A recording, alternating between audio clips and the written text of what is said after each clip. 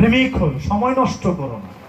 এই যে আসো যাও, গুরুর বাড়ি থেকে কিচ্ছু নেবা না, যত পারো দাও, এক মুহূর্ত বারকও নেওয়ার চেষ্টা করো না। আমরা নিই নাই, নিছি শাহজাহান ভাই কখনো? আমরা বাবা জাহাঙ্গীর আমার দরবার থেকে এক মুহূর্ত তবারকও নেওয়ার চেষ্টা করি না। গুরুর বাড়িতে দাও, নিজেকে বিলিয়ে দাও।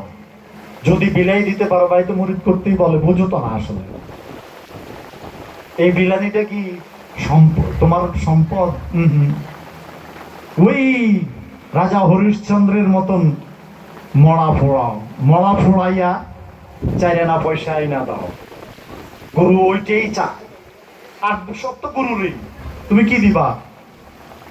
হ্যাঁ, আমি হতে পারিনি আমির খসরু, তোমায় শোনাতে পারিনি হাজার সুর, আমার এ দেহ তোমারই আসন, আর কি বলো দেব আমি। অহংকারও আছে, বিনয়ও আছে, দুইটা জিনিস। প্রথমে অহংকার, তারপরে কি? প্রথমে বিনয়, তারপরে অহংকার, তারপরে আরেকবার বিনয়। আমি হতে পারিনি আমির খসরু, তোমায় শোনাতে পারিনি হাজার সুর, আমার এ দেহ তোমারই আসন, আর কি বলো দেব আমি। গুরুকে প্রশ্ন করতেছে। আমির খসরু বলছে যে আর আমরা কেসে লাগে, আমি যে তিলে তিলে তোমাকে সব বিলিয়ে দিলাম।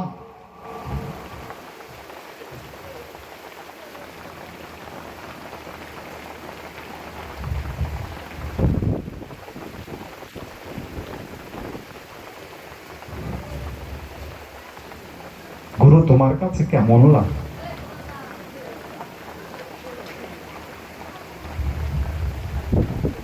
ভক্ত গুরুকে প্রশ্ন করতেছে।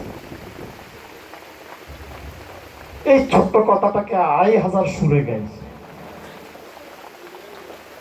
আমরা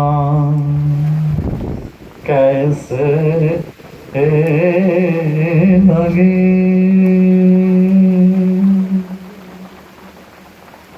कैसे लगे,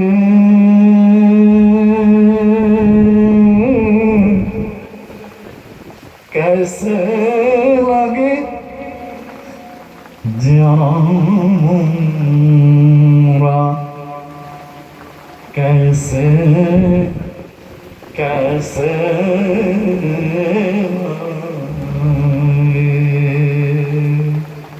তারটাও ছিঁড়া গেল।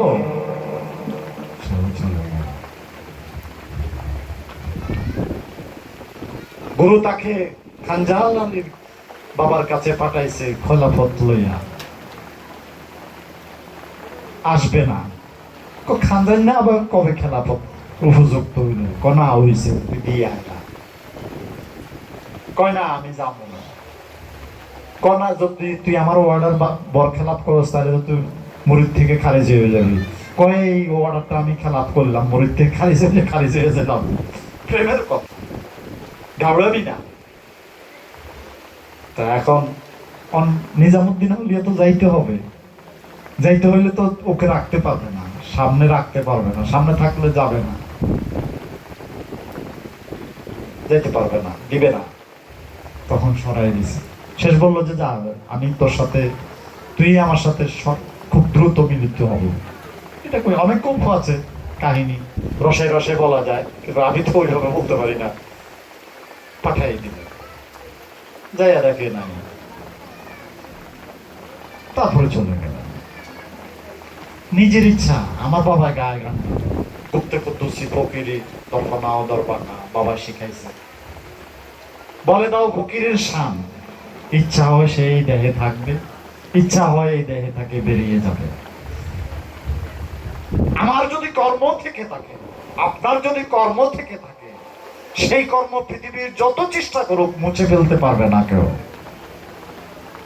এই নিদর্শন আমার বাবা এই শতকে এসে, এই প্রজন্মে এসে দেখাই দিয়া গেল। অনেক বিরোধিতা হয়েছে, অনেক কিছু হয়েছে মুছে ফেলার জন্য মাহাতাবকে, কিন্তু কই পারেনি তো।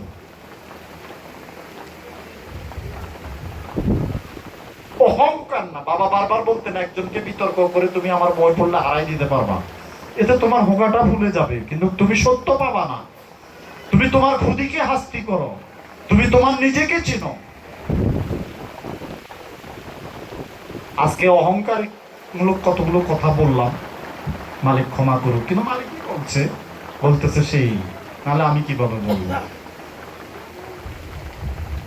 ইশকেবাজি দুরুস্তি, তোমাকে দেখলে যেন মনে হয় তুমি অসহায়, নিঃস্ব অসহায়, সবকিছু হারিয়ে তুমি অসহায় হয়ে যাও। খুদির হাস্তি করো,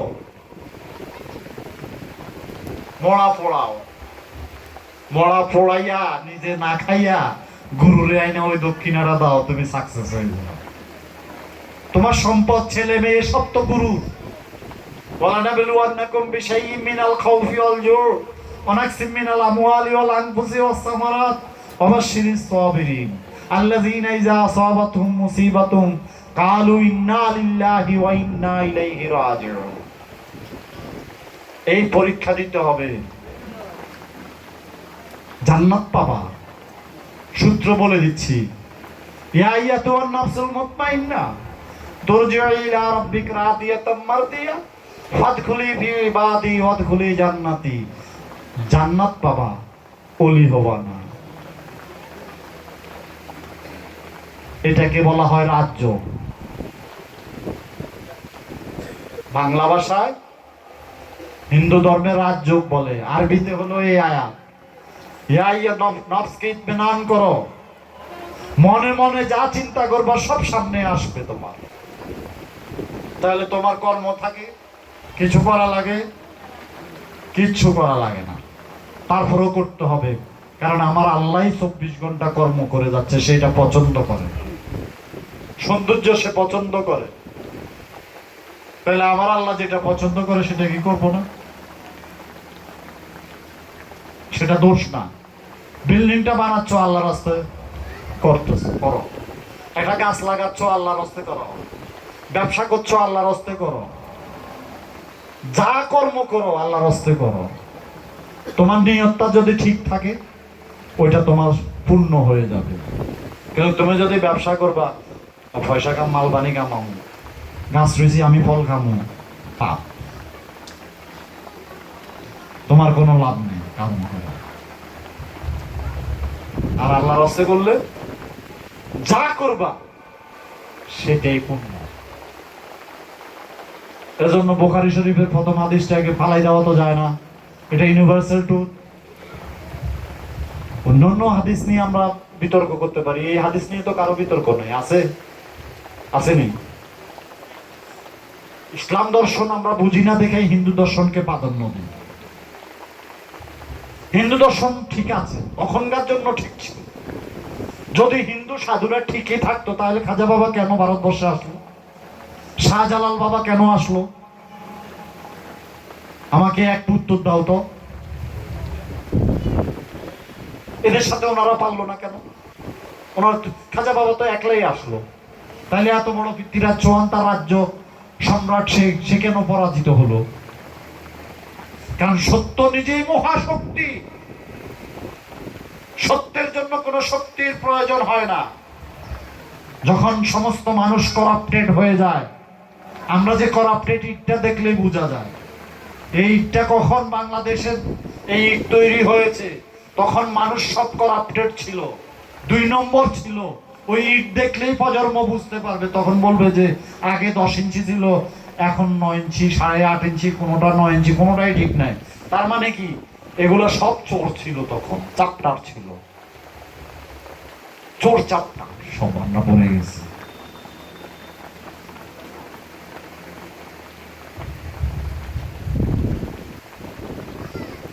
যোগে যোগে নবী রাসূলরা কেন আসে? রাসূল কেন আমার সাল্লামিন রাসূলিন ইল্লা বিলিসানিকা, বারবার এই আয়াত অনেকবার বলেছে, 1000 বারের উপরে বলা হয়েছে। কেন নবী রাসূলরা কেন আসে? নবী খতম মানলাম, কোরআনে খতম, কারণ এটা নয় বিতর্ক আছে, বিতর্ক বাদ দিলাম, যাক ওটাই মাইনে নিলাম, খতম। রাসূল খতম এই কথা তো কোরআনের একটা জায়গায়ও নাই। বলছে এটা অনগোয়িং, আসতে থাকবে। রাসূল কি জন্য আসবে? রাসূল মৌমাছির থেকেও নির্বাচিত করা হয়। তো মৌমাছি যদি রাসূল হয়, মৌমাছির উম্মত কারা? মানুষ। মানুষ মৌমাছির উম্মত হবে? হ্যাঁ, একটু চিন্তার খোরাক আছে না? এইভাবে সর্ব বিষয়ে আলোচনা করা যাবে, কিন্তু আলোচনা দলিল যতই দিই, যে মানার সে মানবে, আর যে মানবে না তারে কোটি কোটি দলিল দিলেও সে মানবে না। এখন তো ইন্টারনেটের যুগ, 5 মিনিট লাগে খুঁজে যে কোনো ডকুমেন্টস বের করতে, যদি সিস্টেম জানে। মাহতাব ভাই এই কথাগুলো বলা ঠিক না, মালিক ক্ষমা করো। 2-2.5 বছর গেটে রুহু 16 বার পাইছে। তাইলে বোকারি সাহেবরে গালি দাও কেন? অন্যদেরকে গালি দাও কেন? তারা তো গবেষণা করেছে, তারা কি করছে? ভুল তো থাকবেই, ভুল তো থাকবেই। কেন ভুল থাকবে? কারণ সৃষ্টিতেই আমি ভুল দ্বারা সৃষ্টি, সৃষ্টির প্রথমেই 2.5 বছর খুঁজে 16 বার পাইছে।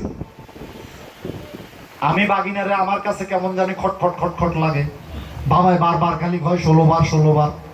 আবার কই আমার দিকে তাকায়, আমার দিকে তাকাইলে তো আমি বুঝতে পারি যে এখানে বেজাল আছে। বাবা যখন কোনো কথা বলে আমার দিকে তাকাইলে তখন আমি বুঝতে পারি যে বেজাল আছে। তা আমি ধরে লইলাম যে এটা কোনো অনেক গন্ডগোল আছে। তো আমি বাগিনারে বললাম যে বাগিন রিয়া, তুমি একটু কম্পিউটার চার্জ দাও। আর হে তো চিন্তা করতে, কি এসব আপনারা কদিন পর পর খালি কি নিয়ে এটা আনেন ওইটা আনেন, খালি ঝামেলা করেন। আচ্ছা ঝামেলাই করস না, দেখ কয়টা দেখে আমি কেমন কি করবো, আমি বাইরে করবো না। আমি চার্জ কোরআনটা আন, তো কোরআন আইনা চার্জ দিছে, 10 মিনিট লাগছে, 21 বার। 21 বার। তাইলে গবেষকরা কেমনে গালি দিবা? বইতে তো একবার 16 বার প্রকাশ হয়ে গেছে, লেখা হয়ে গেছে। তো যে 16 বার পড়বে সে তো ঠিকই বলবে